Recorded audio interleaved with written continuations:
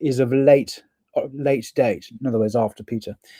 Thus, the passage, chapter 3, verse 3 and onwards, dealing with the delay of the coming of the Lord, presupposes that the first generation of Christians has passed away. Remember, Peter was a first generation Christian. The author classes the epistles of St. Paul as scripture in 3:16, a position which they apparently did not attain until some considerable time after the apostle's death. It is first definitely referred to by Origen, and he was a 2nd, 3rd century church father in the 3rd century, and he writes of it as of disputed authenticity. So it was very controversial even in the 3rd century. It also has some close points of literary contact with the Apocalypse of St. Peter, which is undisputed by everyone that that's not by Peter. These indications of date and the differences in style and interests from 1 Peter make it virtually impossible to hold that St. Peter was the author. The letter was received into the biblical canon with considerable hesitation. Its date is probably the 2nd or 3rd Christian generation, perhaps about AD 150, end quote. So just to highlight that verse there, it is virtually impossible to hold that St. Peter was the author of 2 Peter. Virtually impossible. When you look at the writing style, when you look at the content and so on, it's virtually impossible that Peter wrote it. So put this down before it breaks my arm off. So what we have here, we have a letter written by apparently Peter that states unequivocally that his eyewitness, we ourselves heard this voice come from heaven while we were with him on the holy mountain.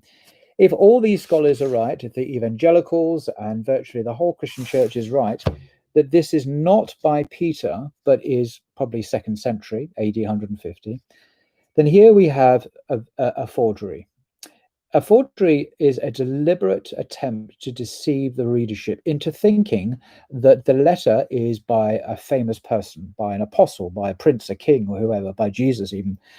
But in fact, it's not. It's written by someone else whose identity we don't usually discover.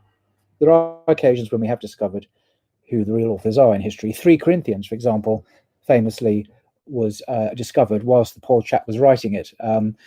That's a different story. So just for the moment, I'm going to assume that Tom Wright and virtually the whole Christian church is correct in assuming this is not by Peter. What does this mean? What it means is that we have in the New Testament fake testimony, fake eyewitness testimony to the life of Jesus that is virtually universally understood to be fake, yet nevertheless it is still trusted by virtually the entire Christian world outside of scholarship as being authentic. And people are believing they have eyewitness testimony to Jesus and that the apostle Peter thought Jesus was God, when in fact he didn't. This letter is not by him. It is a forgery. And what this does, it casts doubt on the reliability of the New Testament as an authentic, trustworthy witness to truth, to historical truth, moral truth, to the actual life and teaching of people like Peter. We can't trust it. And this, I take no joy in saying, is not the only example. This is probably the most egregious example, the most clear-cut example in the New Testament. But there are other examples like 1 and 2 Timothy and Titus, for example, and even 1 Peter is often seen to be forged as well. So what are we to do with this? I'll leave that for you to decide, but I wanted just to share with you the state of play in terms of books about forgeries rather than about 2 Peter particularly. I recommend this book. Now, this book is called Forgery and Counter-Forgery, the Use of a Literary Deceit in Early Christian Polemics. It's by Bart Ehrman, who is much hated by a lot of people, Christians, fundamentalists particularly. But this is probably a book you've not heard of. Many people have heard of his more popular book, which is on a similar subject, called Forged. Writing in the Name of God, Why the Bible's Authors Are Not Who We Think They Are. Now, this is a bestseller on the New York Times best-selling list, and this is a popular book for the man in the street, if you like, and it's pretty good, although perhaps he over-eggs some of his arguments. This, however, is an academic work written for scholars, and it is over 600 pages long, and it takes no prisoners, and I have read every word of it. It's very good. What do the specialists in the field think?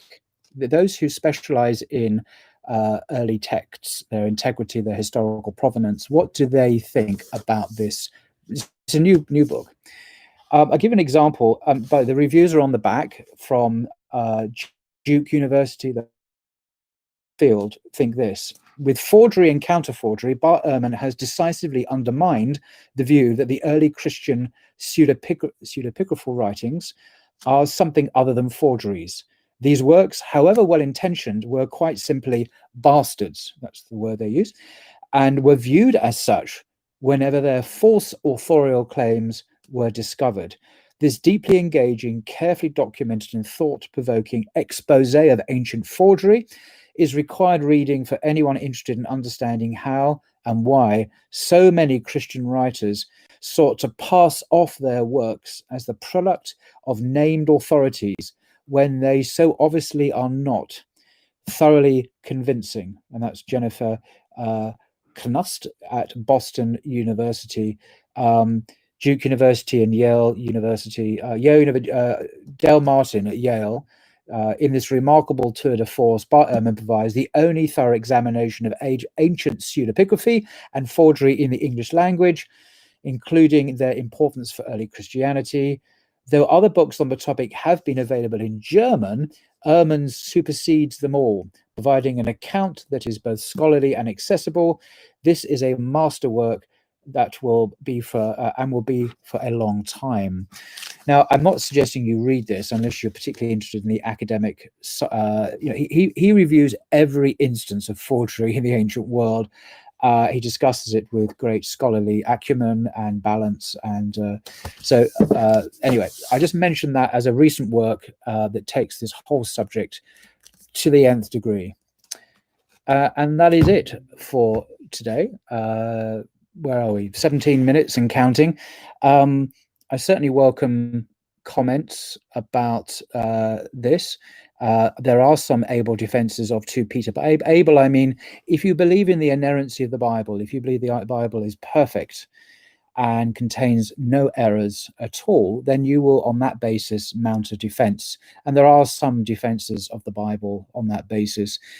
But if you don't start from that dogmatic basis, if you start with an open mind and just look at the evidence, it's virtually certain that you will come to the conclusion that it's impossible, to quote the Oxford Dictionary of the Christian Church, to believe that Peter wrote to Peter, and therefore the Christian scriptures contain a deceit, an intended deception to lie to his readers into believing, getting them to believe that Peter actually was an eyewitness and we have his testimony in the Bible when we don't.